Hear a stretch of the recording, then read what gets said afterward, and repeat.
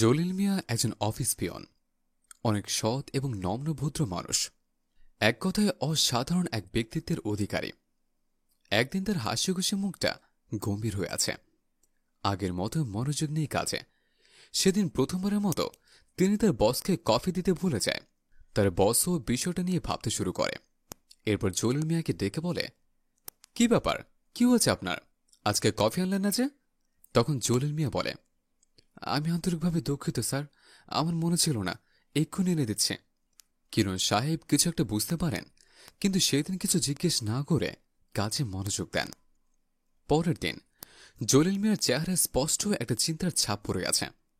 এক অজানা আতঙ্কে ভুগছে সর্বদা, কিন্তু কেন জানে কাউকে কিছুতেই বুঝতে দিচ্ছে না। মনমরা হয়ে কফি নিয়ে আসে কিরণ সাহেবের জন্য। কিরণ সাহেব খেয়ালও করেন, কিন্তু কিছু না বলে বুঝতে চেষ্টা করেন। আর ওইদিকে জলিল মিয়া আড়ালে গিয়ে কান্না করতে থাকে। কিরণ সাহেবের সহকারী তানিয়া এসব চুপচাপ দেখে ফেলে। এরপর তানিয়া গিয়ে কিরণ সাহেবকে এই বিষয়ে বলতে থাকে, স্যার, বাইরে দেখলাম জলিল মিয়া কান্না করছে, আপনি কি ওনাকে কিছু বলেছেন? এটা শুনে কিরণ সাহেব তানিয়াকে বলে, না তো, আমি কিছু বলিনি, কিন্তু আমিও কয়েকদিন যাবত দেখছি ওনার মন মানসিকতা ঠিক নেই। আচ্ছা, তুমি ওনাকে ডেকে পাঠাও, আমি দেখছি বিষয়টা। তানিয়া বলে, আচ্ছা স্যার। এ বলে তানিয়া জলিল মিয়াকে ডেকে বলে, আপনাকে স্যার ডাকছেন। তানিয়ার কথা শুনে জলিল মিয়া চোখ মুছতে মুছতে বলেন, স্যার কি কোনো বিষয় আমার উপর রেগে আছেন? তখন তানিয়া বলে, তেমন কিছু না, আপনি নির্ভয়ে যেতে পারেন। এরপর অনুমতি নিয়ে জলিল মিয়া কিরণ সাহেবের রুমে প্রবেশ করে এবং মৃদু সুরে বলে, আমায় ডেকেছেন স্যার? কিরণ সাহেব বলে, কি হয়েছে, আপনার কোনো সমস্যা? প্রথমে জলিল মিয়া বলতে রাজি না হলেও পরে কান্নায় ভেঙে পড়েন। এরপর বলেন, স্যার, আমার মেয়ের ব্রেন টিউমার ধরা পড়েছে।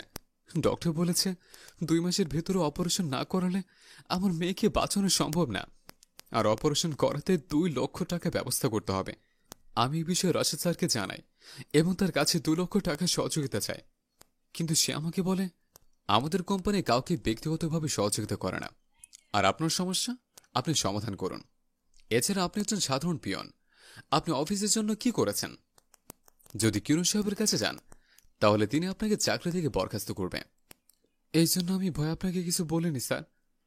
এই কথা শুনে কিরণ সাহেব অনেক রেগে যায়। কিরণ সাহেব অত্যন্ত রাগান্বিত গলায় বলে, জলিল চাচা যা যা বলেছে তা কি সত্যি? রাশেদ কিছু না বলে চুপ করে আছে। কিরণ সাহেব পুনরায় জিজ্ঞেস করেন। তখন রাশেদ বলে, জি স্যার। তখন কিরণ সাহেব বলে, আপনি আমাকে এই বিষয়টা জানালেন না কেন? তখন রাশেদ বলল, স্যার, এই সামান্য একটা পিয়নের ব্যক্তিগত সমস্যা নিয়ে আমরা কেন আমাদের সময় ও অর্থ নষ্ট করব? তখন কিরণ সাহেব রেগে টেবিলের উপর থাবা দিয়ে বলে, shut up, mind your language. কাকে আপনি সামান্য একটা পিয়ন বলছেন? আপনি কি মানুষের সঠিক মূল্যায়ন করতে শেখেননি? এই সমাজে আপনার যেমন মূল্য আছে, ঠিক ওনারও তেমন মূল্য আছে। আজ উনি আছে বলেই আপনার 1 কাপ চা খাওয়ার সুযোগ মেলে।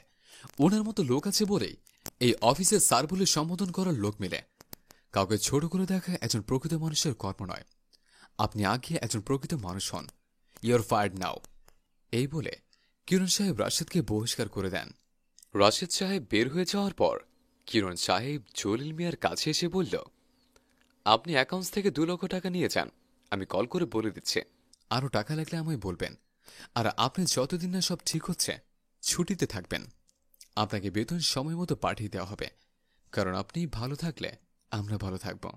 জলিল মিয়া আবেগে আপ্লুত হয়ে কিরণ সাহেবের পায়ে পড়তেই কিরণ সাহেব জলিল মিয়াকে বুকে জড়িয়ে ধরে আর বলে, সব ঠিক হয়ে যাবে, আপনি চিন্তা করবেন না, আল্লাহ তাআলা আছেন তো। এরপর জলিল মিয়া হাসি মুখে চোখে পানি মুছতে মুছতে সেখান থেকে চলে আসে এবং মনে মনে বলে, হয়তো এই মানুষগুলোর জন্য আজও মনুষ্যত্ব বেঁচে আছে।